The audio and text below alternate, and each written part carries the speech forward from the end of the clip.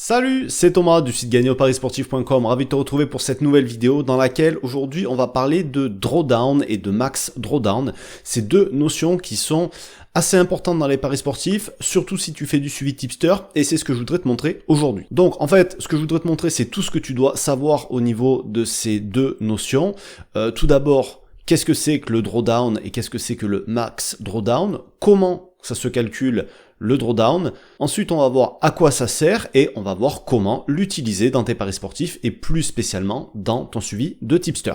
Donc juste avant qu'on voit tout ça, pense à t'abonner à la chaîne YouTube et activer les notifications pour recevoir une alerte à chaque fois qu'une nouvelle vidéo sera publiée. Et en cliquant sur le petit i là-haut, tu peux rejoindre les contacts privés. Ça va te permettre de recevoir tous les jours à midi dans ta boîte mail un conseil pour t'aider à progresser dans les paris sportifs. Tu auras aussi un pronostic par semaine et tu pourras télécharger en bonus tous les outils que j'utilise dans mes propres paris sportifs. Comme je te le disais, ce que je voudrais te montrer aujourd'hui, c'est le drawdown. Le drawdown, donc c'est une notion que je te disais hyper importante quand tu fais notamment du suivi tipster parce que ça va te donner une indication sur ce à quoi tu peux t'attendre en suivant ce tipster là.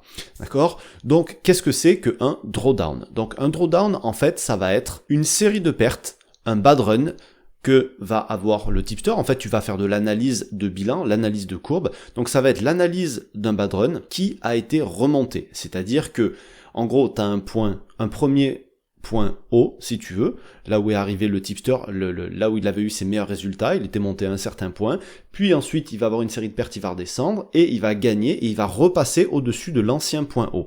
Donc ça veut dire que tu as eu un bad run, que tu l'as remonté, et que tu es passé au-dessus. Donc ça c'est un drawdown, d'accord? Et un max drawdown, qu'est-ce que c'est? En fait, dans une carrière de parieur, dans un bilan, dans une année, tu vas avoir plusieurs cycles où ta courbe va faire comme ça. Donc tu vas avoir plusieurs points hauts, plusieurs points bas, et donc le max drawdown, ça va être le plus gros drawdown que tu vas avoir eu sur ton bilan, que ça soit toi ou que ça soit un tipster que tu veux suivre. D'accord? Donc jusque là, je pense que tu as compris, c'est très simple. Pour te montrer ça, on va basculer sur mon écran et je vais juste te donner 2-3 exemples avec des courbes de bilan de tipster que j'ai trouvé sur Blogabet. Alors ici, tu vois, on a la courbe d'un tipster. J'ai pris au hasard. Hein. Donc ce tipster-là, comme tu peux le voir, il a un premier point haut, ici, dans son bilan. Son premier point, c'était à 0. Et donc ici, tu vois qu'il tombe à moins 5. Il est passé de 0 à moins 5, c'était son point de départ. Ensuite, il a dépassé le point d'origine, il est remonté à plus 5. Donc il est sorti de son premier bad run. Ça, c'est le point de départ. Ensuite, il est remonté, nouveau point haut, plus 10, c'est le max, et il est redescendu jusqu'à plus 6. Donc, il a reperdu 4 unités, et après ça, il est remonté, il a dépassé encore ce bad run-là, il en est ressorti. Donc, il a eu 2 drawdowns sur cette courbe. Et donc, on va pouvoir les calculer. Donc, on peut calculer le premier ou le deuxième, d'accord? Et on va partir sur une base de 100 unités de capital au départ. Donc, le drawdown, ça se calcule comment?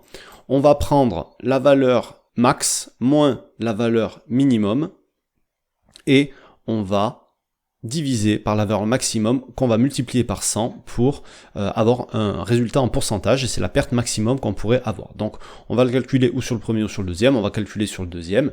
Donc tu fais 110 moins 106, d'accord? On compte les 100 unités de capital du départ, hein, on compte l'argent total qu'on a, parce que sinon ça va fausser les résultats.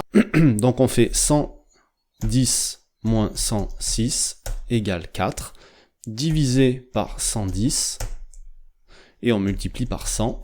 Donc le deuxième drawdown, il est de 3,6%. Le premier, il était de 5%. Le max drawdown de ce tipster-là, c'était 5%. Je vais t'en montrer un autre qui en a eu beaucoup plus, tu vois. Donc c'est un tipster qui a beaucoup plus d'historique. Je crois qu'il a 5000 paris celui-là dans son historique, ou peut-être plus.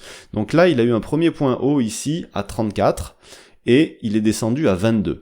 Donc son premier drawdown à lui, il était de 134 moins 122 divisé par 134 fois 100, ça fait qu'il a eu un drawdown de 8,96%. Ensuite, il en a eu un autre ici. Donc tu vois, il est descendu, puis il a remonté. Un nouveau point haut, point max, 76, il est tombé à 48. Donc 176 moins 148 divisé par 176 fois 100, 15,9%. Donc c'est le max drawdown pour l'instant, parce que le premier drawdown était plus faible, donc celui-ci pour l'instant c'est le max. Donc là il est remonté encore plus haut, il est arrivé à un nouveau point haut ici, 298. Et puis il est redescendu à 268, tac tac tac, 267 ici, puis il est remonté 299, un nouveau point haut, plus haut que l'ancien.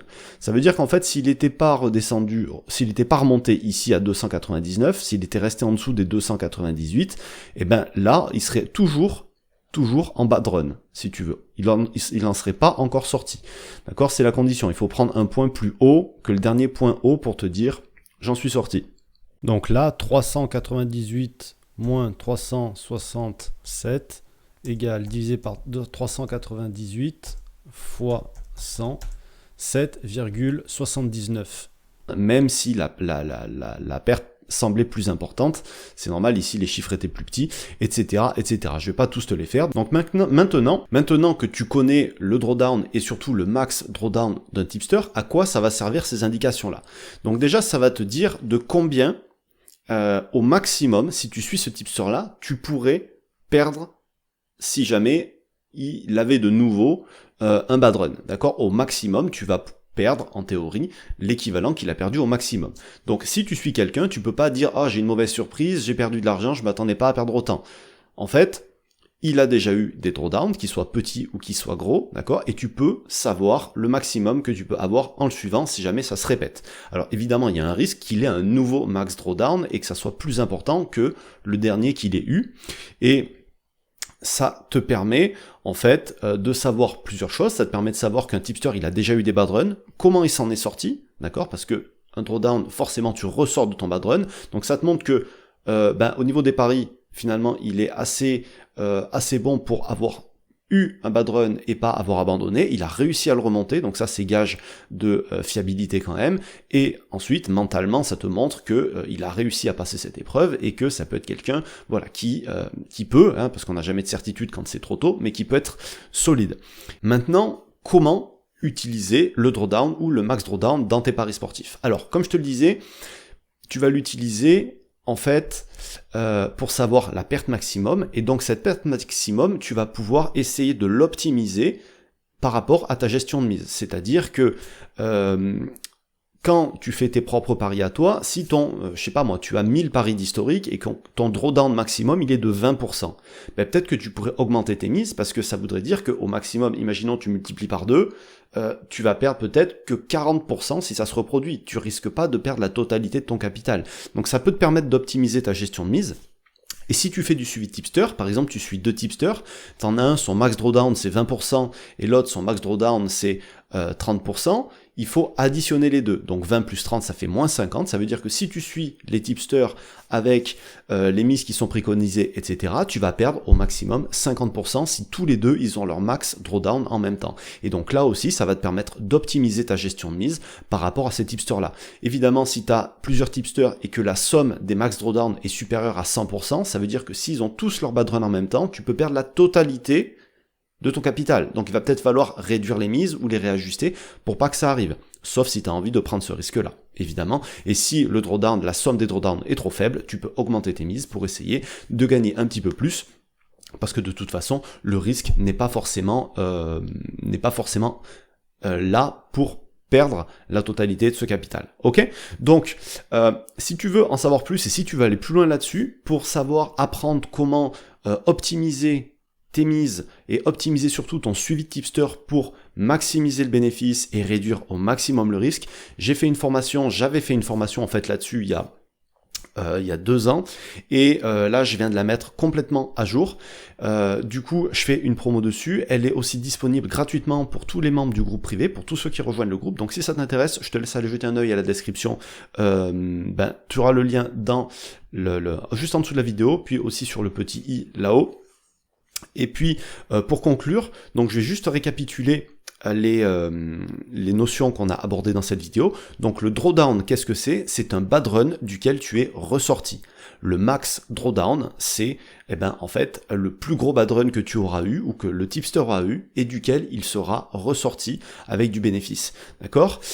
Comment ça se calcule? un drawdown, tu prends la valeur du point haut par rapport au point bas que tu as atteint, tu fais la différence entre les deux, donc point haut moins point bas, divisé par la valeur du point haut, et tu multiplies par 100 pour avoir le résultat en pourcentage et savoir combien de pourcentage de bankroll au maximum tu pourrais perdre, tu risquerais de perdre si son pire bad run venait à se reproduire.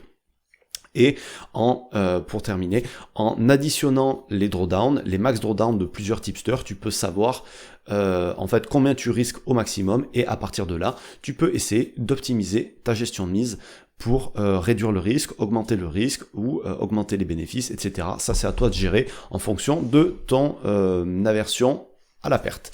Voilà ce que je voulais te montrer dans cette vidéo. Je te laisse me dire dans les commentaires si tu connaissais cette notion et si tu l'utilises aujourd'hui dans tes paris sportifs, dans ton suivi de tipster. Je te rappelle que tu as le lien juste là-haut si tu veux aller en savoir plus sur la formation. Et nous, on se retrouve très vite pour de nouvelles vidéos, de nouveaux conseils en paris sportifs. Je te souhaite plein de réussite dans tes futurs paris, ton suivi tipster, etc. Et je te dis à très vite. Salut!